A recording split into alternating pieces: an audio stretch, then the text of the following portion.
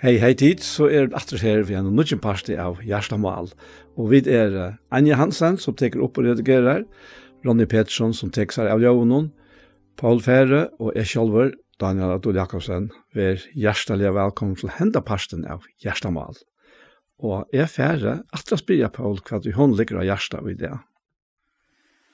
Ja, det var så styrt, og det kom fram for meg etter vi nøye tøyen bedre enn løyve, og varre må noen prøyset her. Hette i salme 3-4, men så den så grunngjøver han for at han sier fra første verset i salme 3, at etter en salmer etter David, tar han være jota og øyemørsk. Du er god møyne søkje til Arla, så han må tister etter til her.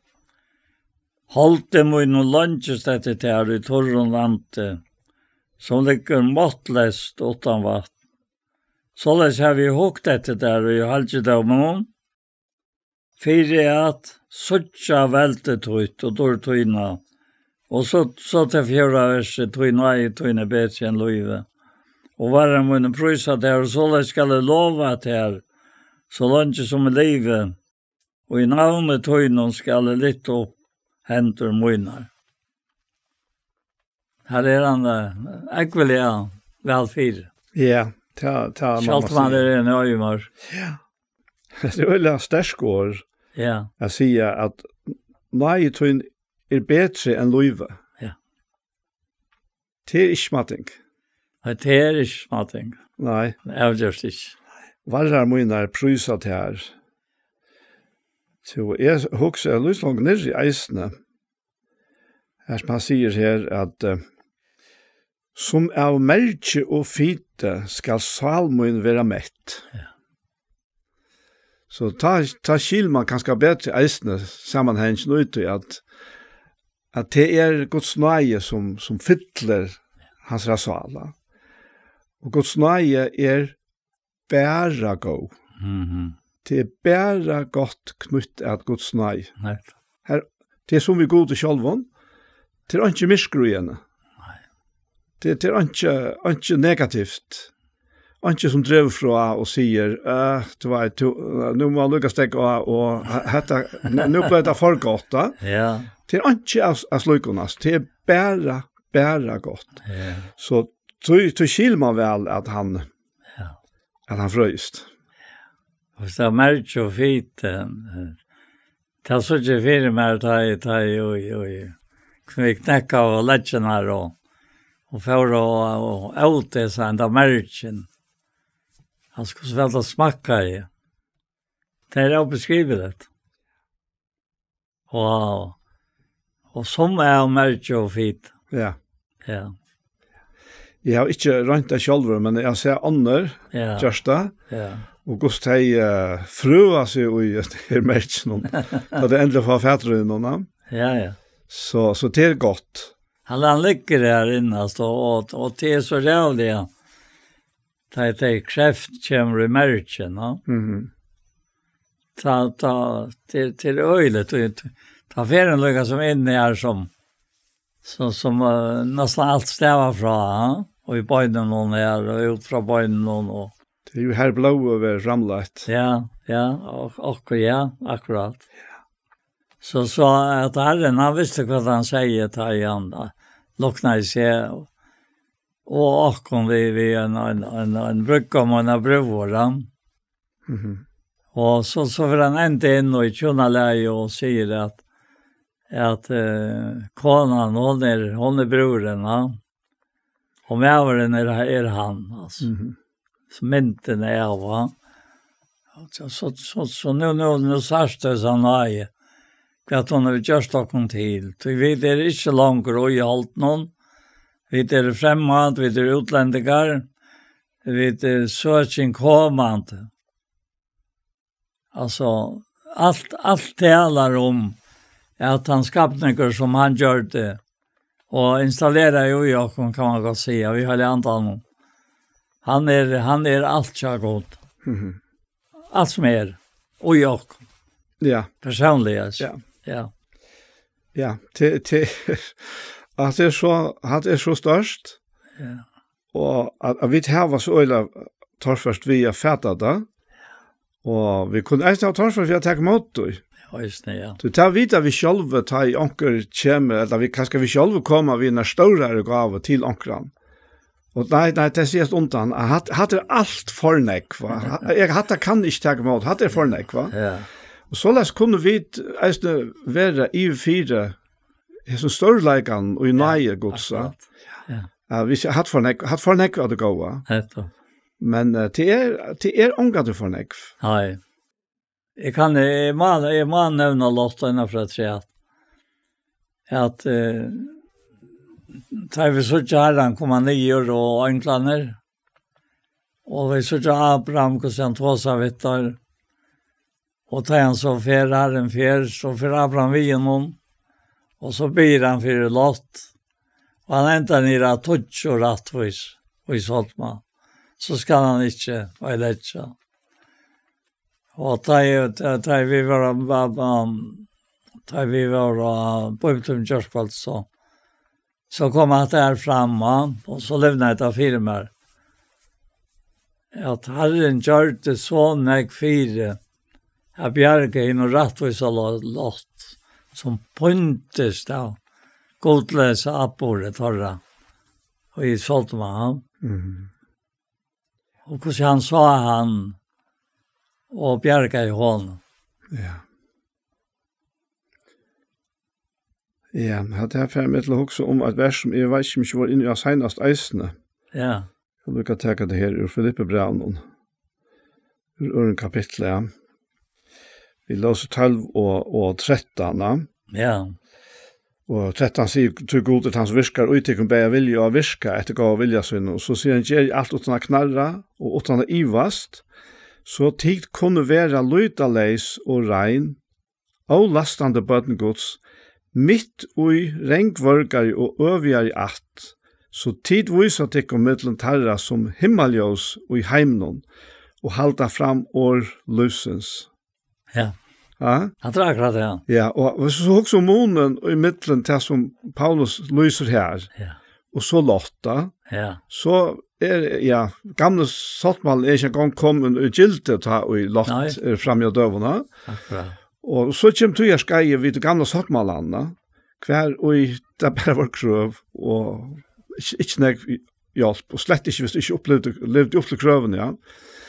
Og lott pynnes til her, og til vi teka Guds regnleika og heilaleika, og i okkon som han har tidsi byggvui og har kunnet gjørst det, bare tog at han først hever rensa. Vi blå i jessara. Ja. Men det er så også om det her, vi er og for så vidt det samme støve som lott. Og allikevel slipper vi fra at geng og pynast i salene, tog god at han som virkar i okkona vilja og virka, etter gav vilja sønnen, så lesne at vi er stegen for, ja, men stegen for jeg vil slå genge her og grenja om tilstanden og i verene, den enda ver som han bladde å sige, så sier Paulus, ja, men tisla vil himmeljøs i her. Altså, her er det mist, Ja. her vil jeg også klarast, da. Det sier seg selv. Og til det som han så sier om okken og det. Ja, akkurat. Ja. Så, men David har fengt hatt det her, til han så kommer inn her som tror som vi startet vi, eller du startet vi, ja. Ja. At det er veldig løst av David. Og til så hovalet, da vi så hitja inn i tidsbrev, ja.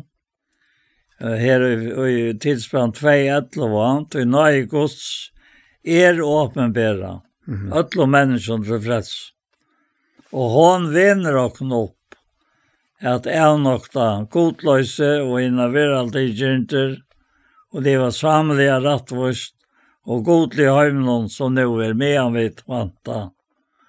Inna sjæl og vevn og åpenbæring dortar hinn staura gods og fredsar okkara, Jesu Krist, som gav seg sjálvan fyrir okkon at løys okkon ur öllun levløyse og rønsa seg sjálvun oknar folk oie til gavversk. Där också om att här. Ja, här säger att atter akkurat det samma. Ja. Att han hever rensat sig. Han hever rensat. Ja. Sangre säger han hever rensat med. Och han hällde med oss och inom vi laste mina skoltarbond och sal. Han hever rensat med. Och den kvulten som och Jason. Så att jag örekar inte.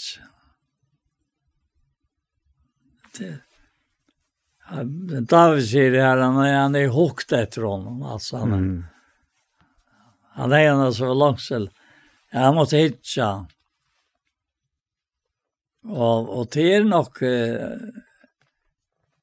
är nog vittnesbörden som har en röjner framme alla och i Ötlundsön och Bötnon att vara som han skipar fyra. Och inte bara skipar fyra, men som han gör möjligt vid andan som talsman och så in och då jag. Ja. Att man också om det alltså. Ja. Och det här som man säger här god to a god mod är söker till Örla salmen tyster efter det här håller med lunch efter det här uturlandet som ligger måttlöst utan vatten. Ja. Så läges have I hukt efter det här och i helgedagen för jag söker väldigt tutt och dult tuna bättre än löva. Ja. Och akkurat så. Ja, och till säga att David han rallägger och eisen här. La vera vi hitchen ut självan. Ja. Så här är ja. Alltså och mer i Haldemoinen på inte gata. Så här finner vi några loss. Men vi har hitchen i helgedom herrans. Ja. Och jag kvar bor han? Han bor i Snökon. In hela i rättvise bor i Åkon. Ja. Och det är så månaden att vi hittar efter helgedom som han har rätt i Åkon. Akkurat.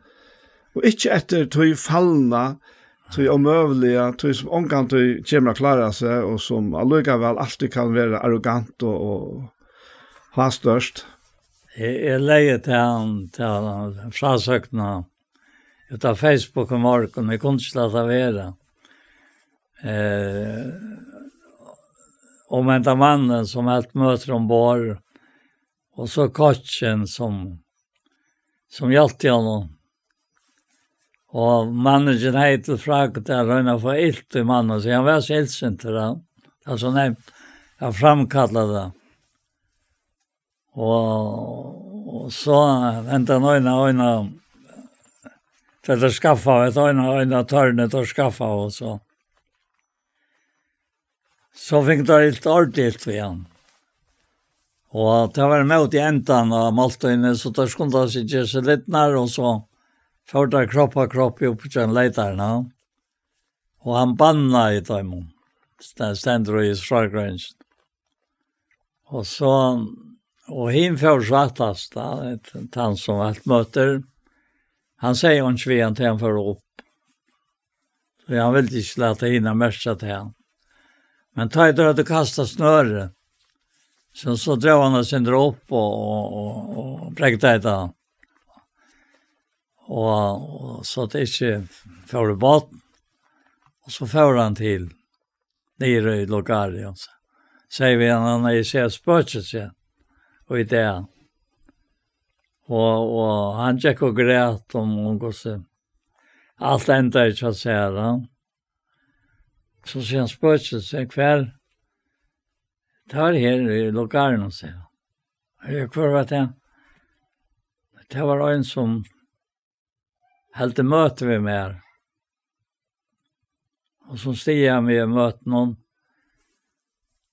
Han klarer ikke å stande med det. Frostingen jeg ble ytler. Tog han ble forarket over. Og han fører gråt, altså. Til åst. Så sier han igjen. Jeg skal si at jeg skal si at det er nærkast som du skal gjøre. For jeg slipper fra hæsen her graten noen som du hever om. Så en av folk kom løyka. Jeg kvart av her. Hikk på meg. Ta det gjør det nast for. Hikk pointe igjen litt av meg.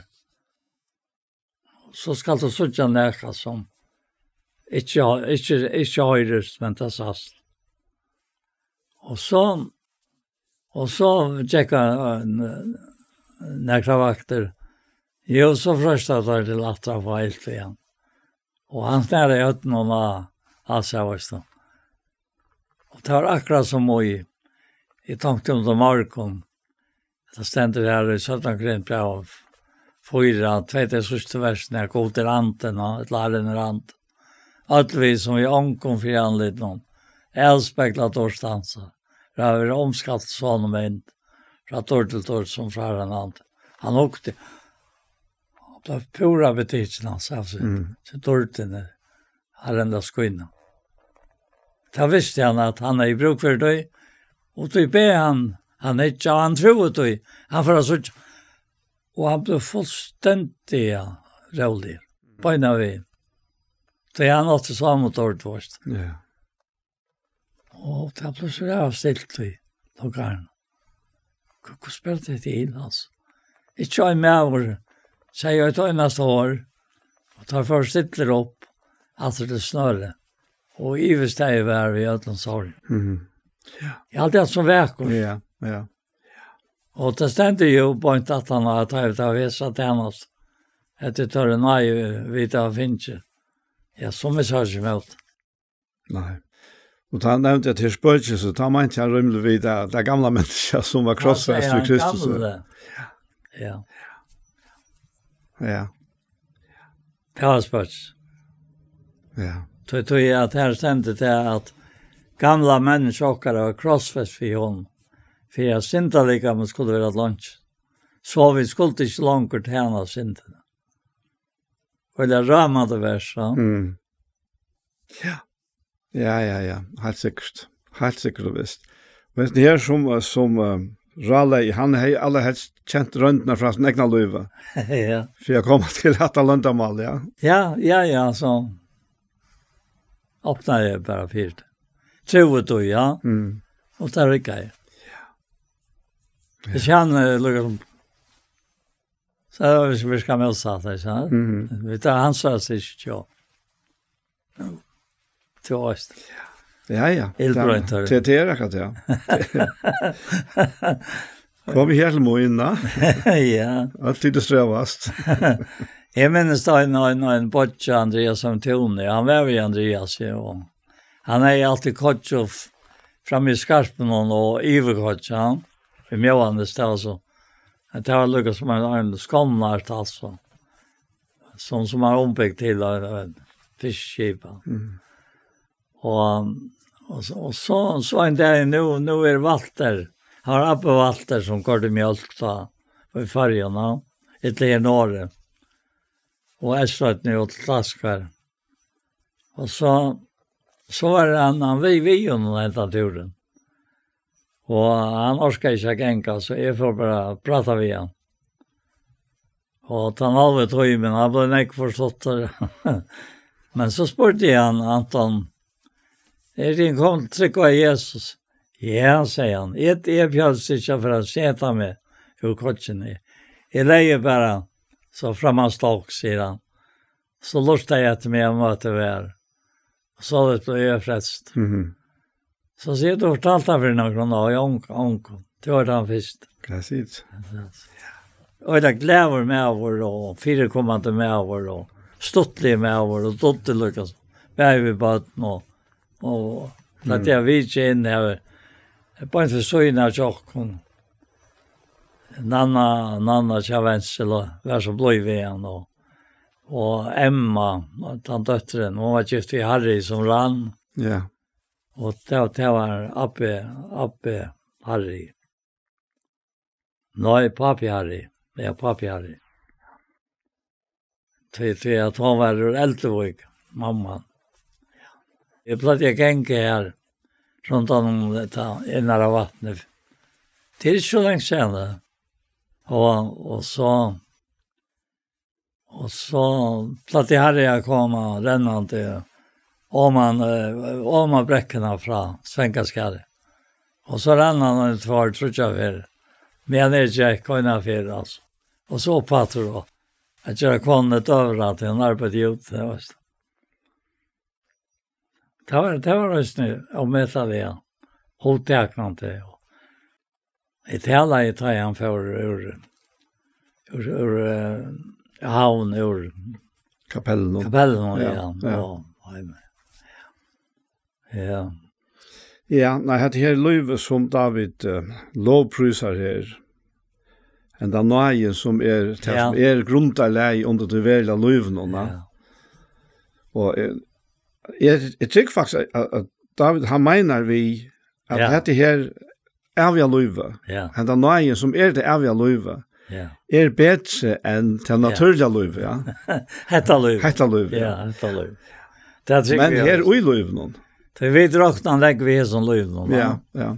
Men hon är bättre än detta löv. Ja. Men hon skapar ett löv och i dörren och bara gott alltså. Ja. Bara gott. Som du säger. Jag har ångat jag har snackat uttryckt att det så läs. Bara gott. Ja. Nej, det alltså det som här och att åren nej täcker i så öla neck gott. Ja. Og vi kjenner at det eisne fra en helt øron som ikke kanskje huksar og så setter i samband med nøye. Ja. Og det skjerma. Skjerma, ja. Skjerma kommer faktisk av øron og nøye. Ja. Men det røyne skjerma. Ja, det den røyne skjerman. Det røyne skjerman. Det ikke en skjerman. Det var så tar vi det fotla nøye, tar vi ikke mer. Ja, og jeg ser en annen her, Estreloi, han bant her, Sigfred heter han. Jeg vet at det norsk det tror. Og han og Harry, det platte å møtes, altså Harry rann og han tjekk. Og så hadde det bønner, imsa stene rundt. Og bøde til herren, altså. Og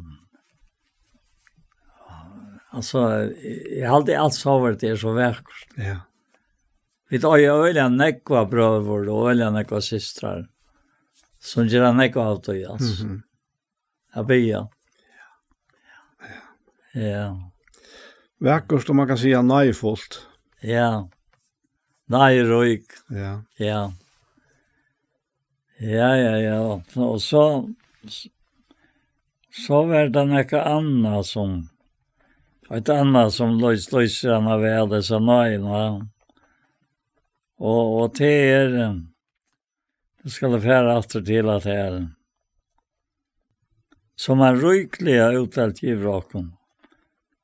Fredstian åkken, sier han 5. verset, ikke for rattesvær skal vi ta til gjørst, men etter miskunn så inne vi.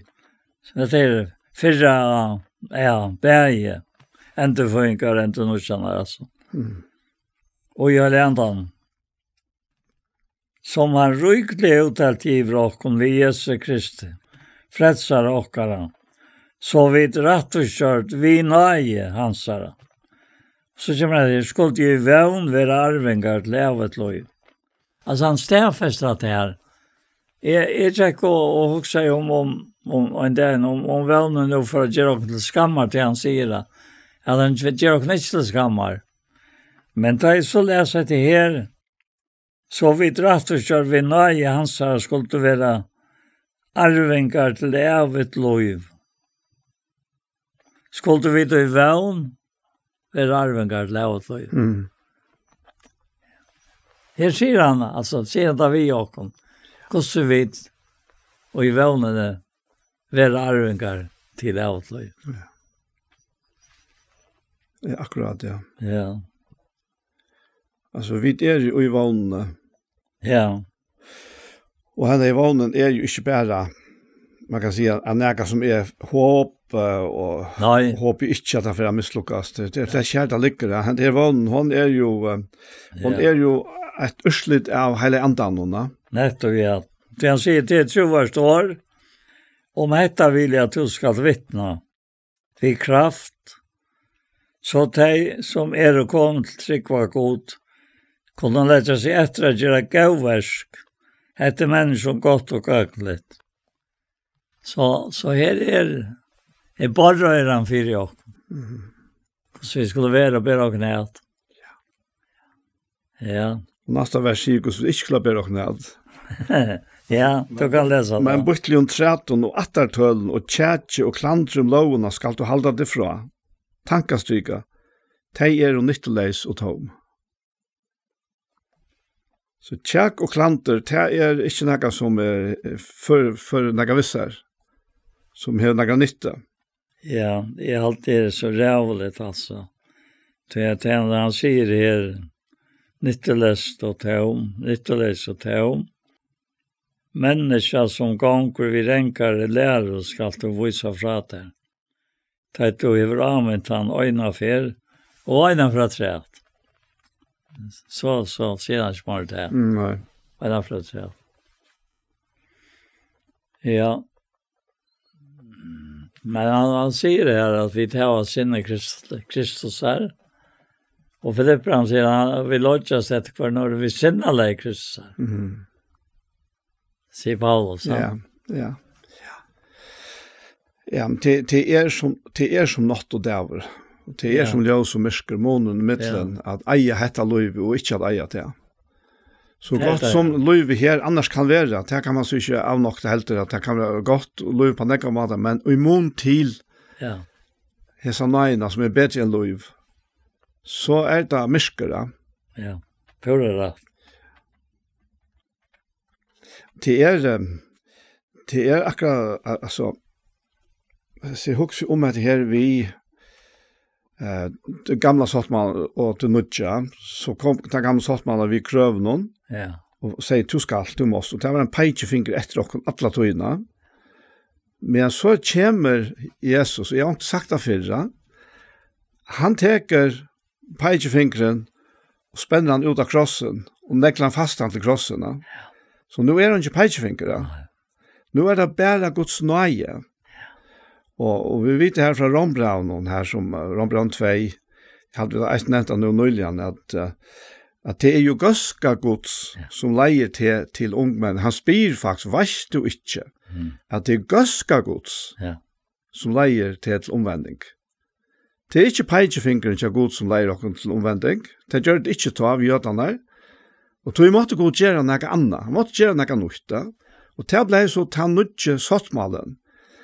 Og vi kunne ikke køyre vid 2 sottmalene sen. Det ber helt einfalt ikke til.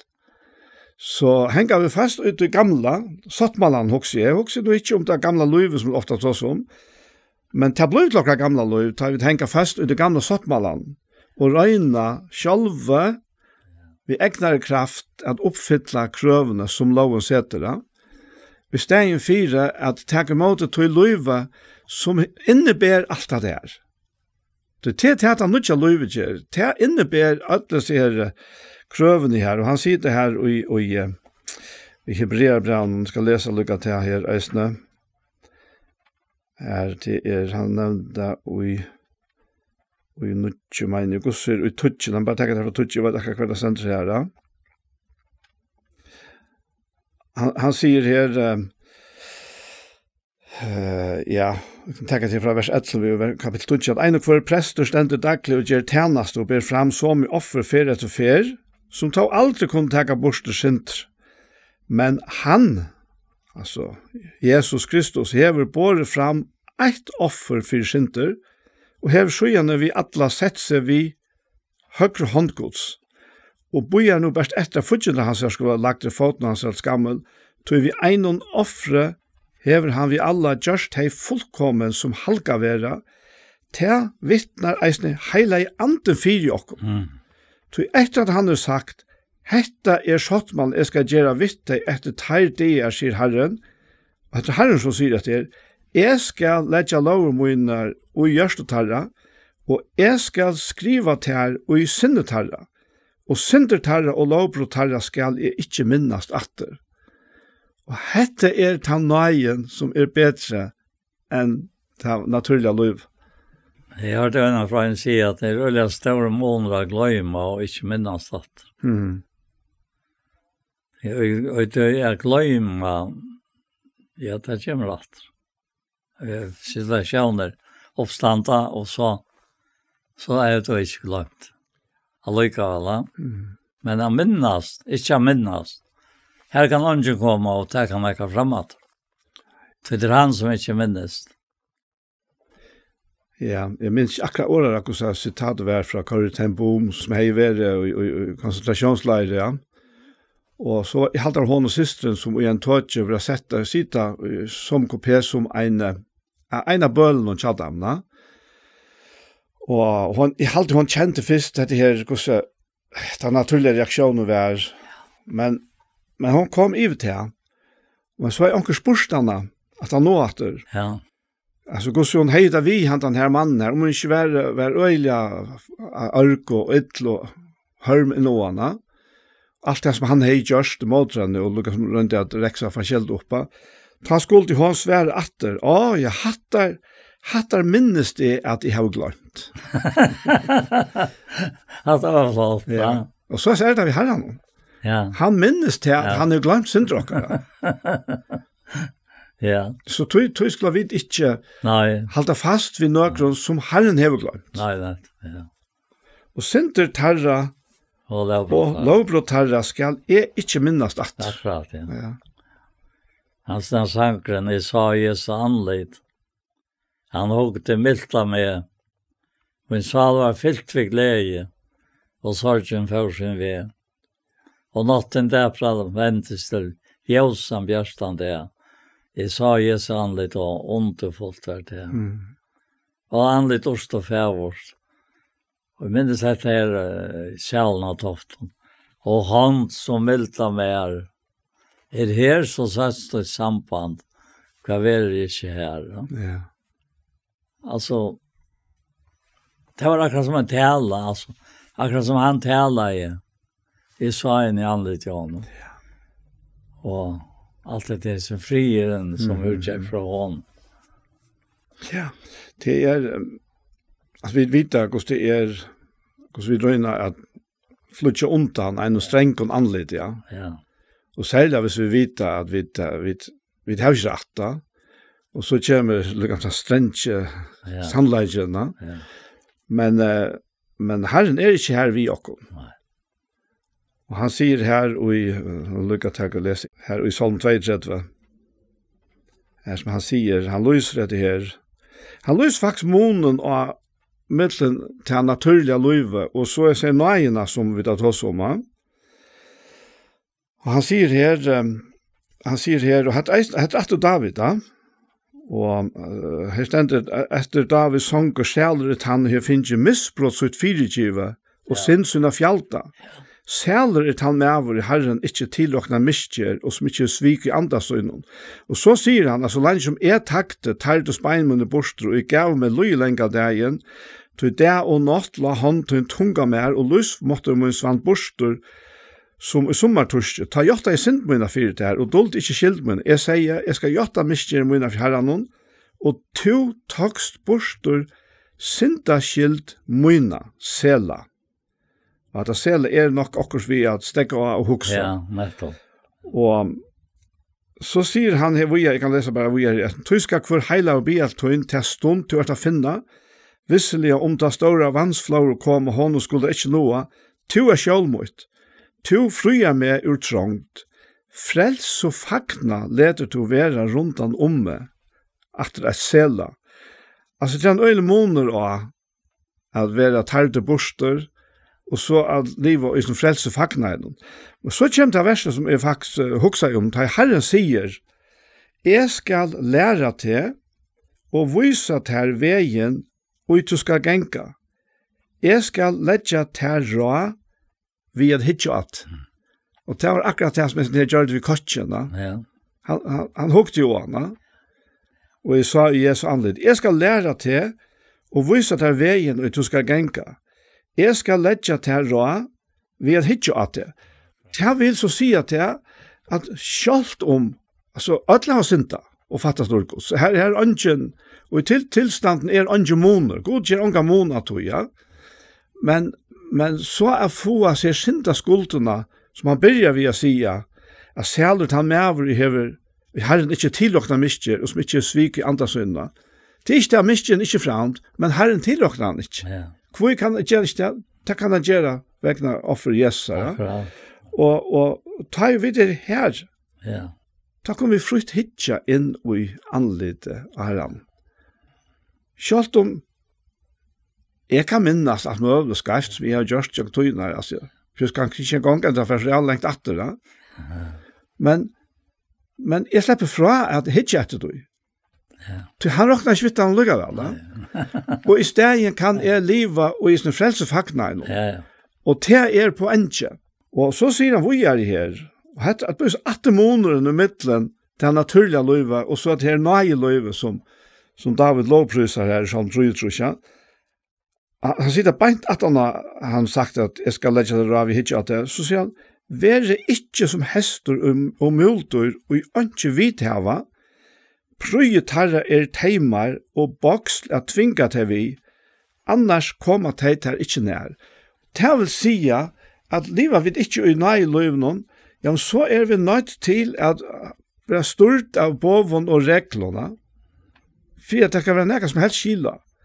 Og til det som vi opplever i samfunnet, at vi må ha løgregler av politi, til å anse etter åkken, tar vi færre ut de mørk som samfunnet her å ansette. Og dette er livet som vi som mennesker må leve i for gode, om vi ikke lever nøye livet. Lever vi ikke nøye livet, så vi som de som har styrt ved bokslån. Ja, det appellerer sånn til den naturlige mennesker. Ja. Altså, og det stender at den naturlige mennesker, det ikke vitt som antak oss hør til. Det noe dårskap, det kan ikke gjøre det. Det ikke vært dømt antallige. Men en antallige dømer om alt, og selv er det dømt av ånden, sier han bare ikke at han var. Ja. Og at det som jeg minnes det her, kom fram av den her sannsjen som ikke, det mer om Marie og Marsta han. Og det noe kvalter til Jesus at der sitter, altså følte det så løs. To det her ved Jesu føtter, endelig og undrande, kjenner at det 4-8, vi at velge hånden tja. Ta vi mennesker til døma, og så gjørst vel, marst og tja. Høyre til han mjukt lønat, ter og så Maria, sa. Altså hon sa det, hva som jeg vil se. Og så til jeg, Marsta, jeg offrer alt det her, skjønner du? Var det ikke Marsta, eller var det Maria? Det var Marsta som sluttes da. Ja. Og Jota sier at, og hon. Så det ble så dyra på firmer. Ta i mennesker til døma, og så gjørst var Marsta tja.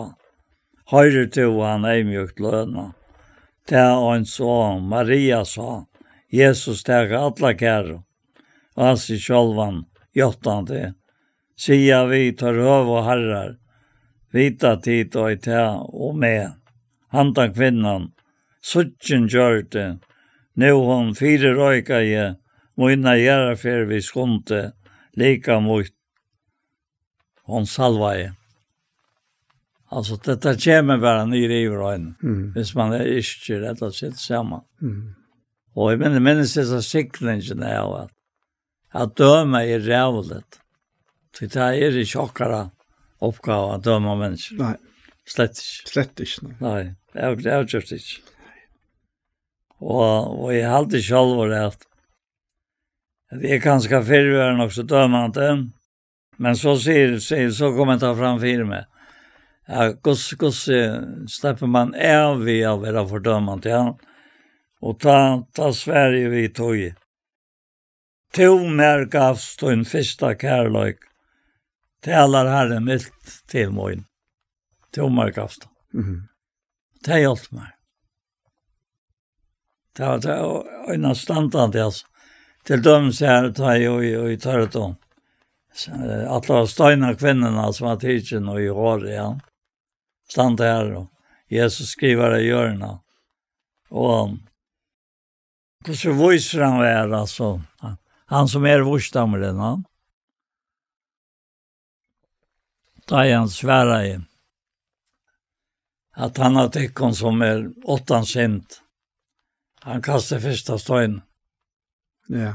Og så bakte han seg nyretter og skriver i vågjere, ja. Och så gick han upp och han säger vi så kvinna som ständer där. Vi har inte som dömte till. Kvinna vi har inte. La jag inte herre. Jag helt inte dömet till.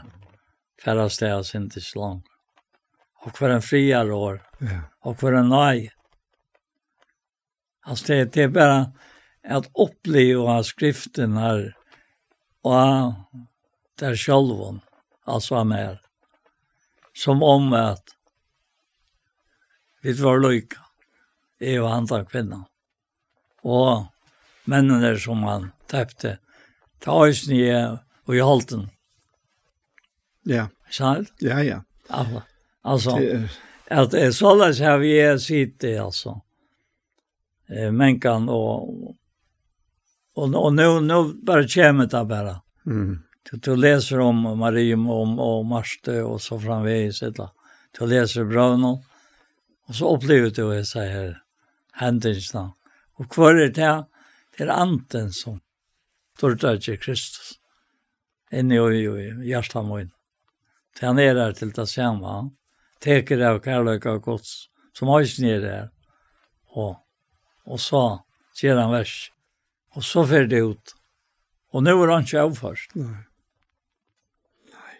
Ja, det är ofta så som kan måste Jesus skriva. Och akkurat hade nämnt det, ta slå tanken i mig. Kanske han är skriva att jag får skriva lovminar och hjärtat ut. Jag får inte minnas synderna och lovbrott till långt. Ja, det är bra säger det. Ja. Ja, det vill läsa Johan, ja. Skriva det. Ja. Just. Kanske han skriver santen så hon säger att jag är färdig att skriva lovminar ut ett hjärta. Ja. Och jag får inte minnas synderna och lovbrotten till Nej. Ja, det var han som säger. Ja, han säger han som säger att skriva, ja. Ja, så Eimjokor och Melter och en annan är Melter och som han. Ja. Han sa att det är inte synd. Och nu har inte fördömning bara räcker man kan. Tog i rätt och så vi blev. Det är som Jack mötte mer. Det var utsikt här. Det var nästan på Golgata att säga. Og hva talte han til å ta røye, Guds røye han slå, ta han synden av straffen av det. Altså, jeg har alltid undret seg det til at Guds røye mot syndene ble lagt av han, Jesus. Han så elsker jeg sånn. Ja. Det er bare så mye. Så sørst han døyr. Han døg i holten hon, men han var livant kjørt i antan.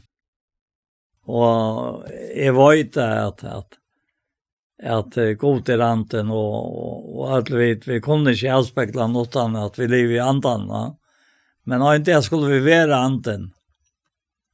Altså han så han, og i dørtene.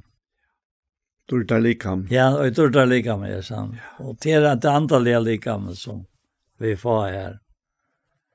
Det är näka helt underfullt alltså bara också om och dvälja vi alltså vad det lika med för att vara och hur det för att vara det är så gott att vara här och i andan och så ska läsa det här ska göra det annan talsman, säger Jesus, jag vill ha tjatekon och vara ojtekon. Och vad säger han tjatekon och ojtekon? Bätingsna. Annan talsman, jag ska göra det. Och det var akkurat filmer som det ordentliga bröttest. En av mig själv bara. Bara vi har läst det. Ja. Ja. Så jag lär mig lycka läsa det att säga. Tomar gavs den første kærløg talar her mildt til moin. Helt til så tatt din et mer, sier han, et og meste kærløg moin. Under moin faktar tøyum. Trøy med og undan til her, men gav plass i moin og hjärsta, et og skulle leta med virka til her og hjärsta sinne, vilja moin, som hodtog med et eller til. Men God säger, lät henne få fri. får göra det till en annan. Hon är ju just mer gåva ger. Inne fataka har det alltid tjatikom. Och taimon kom till göra väl emot det. När de vilja. Men med har det inte alltid. Hon gör det till hon kom till. Hon salvar lika mot framåt till göra värna. Sannliga säger till hon. Alla stene. Om atlan heimen. Her evangeliet vil prætka.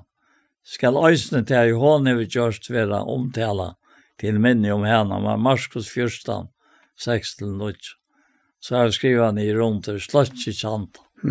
Sløtt ikke anta. Det er nok det mest farlige vi gjør vi akkurat lov i trønne. Det sløtt ikke anta. Det er jo så øyne kvar. Ära filter. Ja, det nu kan så jag vill bara se det ut från mig själv, men det är trick till att det som som David som han salmen som vi börjar vi om näna att ta man känner att det här samfälliga närmast sagt det så egna kontakterna vi goda vi Herren. Ja. Og opplever han da mildleggen, og han er frien, og så gleden. Ja, det hender så til vi kvart, til at jeg spørte seg hever hun å komme opp,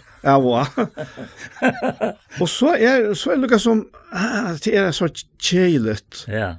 Og jeg vil faktisk si at hvis man så ikke noe fester og i årene, og i sånn samfellene, så kan man frestes til selge som unger og kanskje selge som nyfrelster. Jeg husker, nå er alt kiksa, nå er alt vet du. Ja, alt er men det er det slett ikke. Så han har skapt et avsversk i jokkene. Men det jeg bare si at har du kjent dette søte samfellet vi han, så vil du få alt det av venner som legger til sambandet og til samfellet vi hamna. Og her og ligger faktisk sier en tjåk nøysene, ja, til at vi, som jeg har sagt før, reiser oss enda for mer enn vi dette. Men da blir vi dansmatt. Ja, da vi det jo tog til som men han brøst ikke. Han brøst ikke. Nei, det er ok. Nei. Nei. Og vi er ikke enspelt på at han er ikke ferdig fra oss. Nei, slett ikke det. Nei. Det är bara han färdig kör den kan vitta. Vet du en som att oj och själv. Ja. Och att det och med en tydning för ögonen och kvarna att jag så grått att det bara är det gamla hållet som kan lägga detta dåliga samhället som lever i gör vi har och ja. Sist. Alltså det är läcker lötna. Ja. Ja. Det är läcker inte anläggan. Nej, slett. Men lötna här och nu och till här Peter tosar om frälse salarna. Ja. Det är att sal okkara. Ja. Som nu lukar lite ta fram att det här som vi var i början här. Han säger han säger så ska det lova att det länge som livet och namn du ska lyfta upp händerna som av märke och fyte skal salmoin vera mett. Alltså han tar sig eisen om salna till att det snurrar om salna tjockorna. Ja. Och att salar liv. Ja, men det är det här. Men jag vet det här. Att det har det gott. Ja. Och så alltså som är märke och fyte som lika med damer, ja. Skal salmoin vera mett. Ja. Så jag hade så gott att man ger okon. Akkurat. Jag må bara säga för mycket kommande. Det är det som hällde mer först. Det är hans ranai, hans kärlek. Annars var han inte vana med, det vet jag.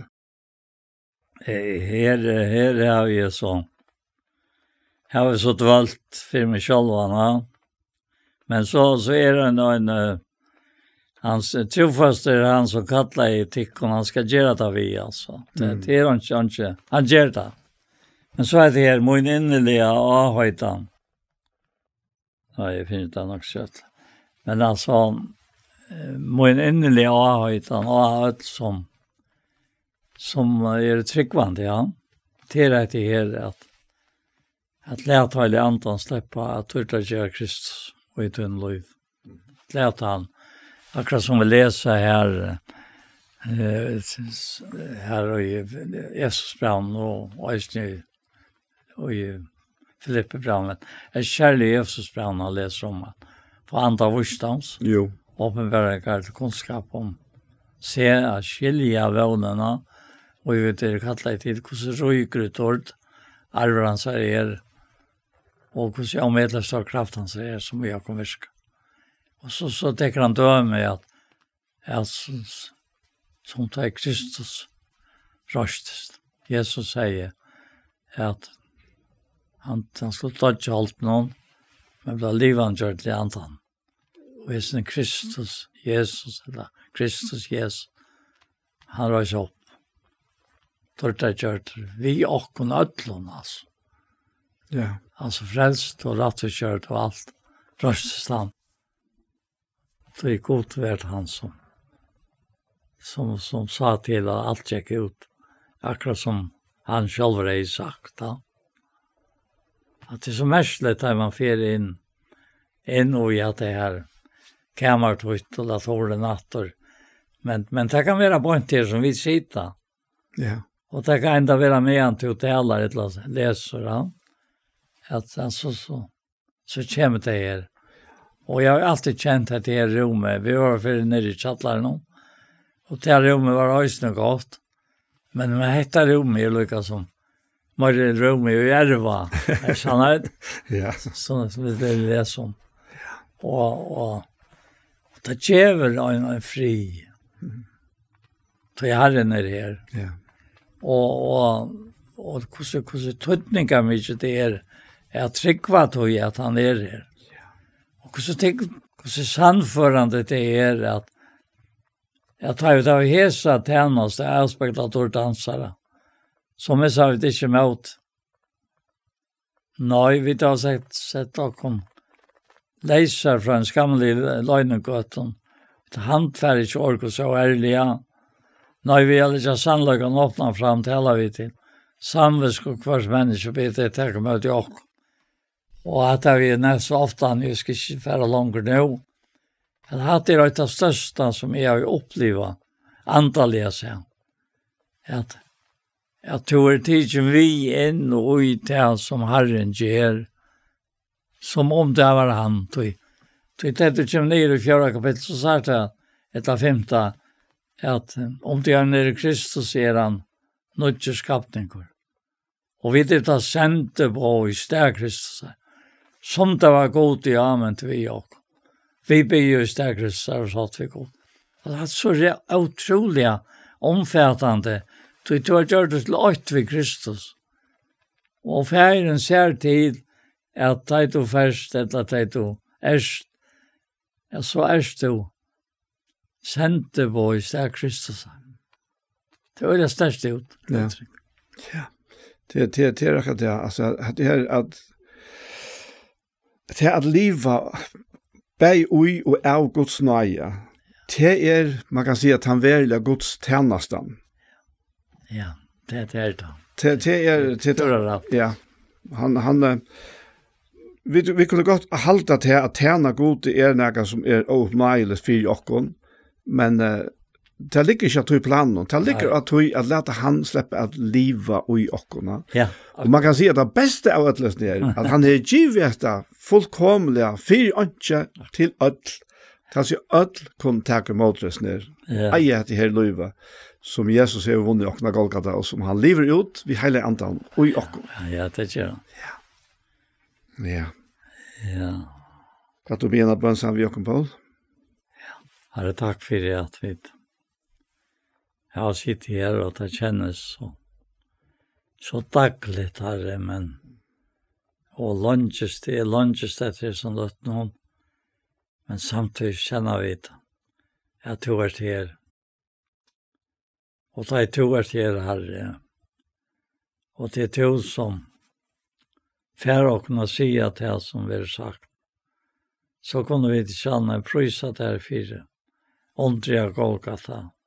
Ondre to kjørte med til Taimon, som var ytla støtt. Og vi då slett ikke sett at noen av tog som var det to var det gjør.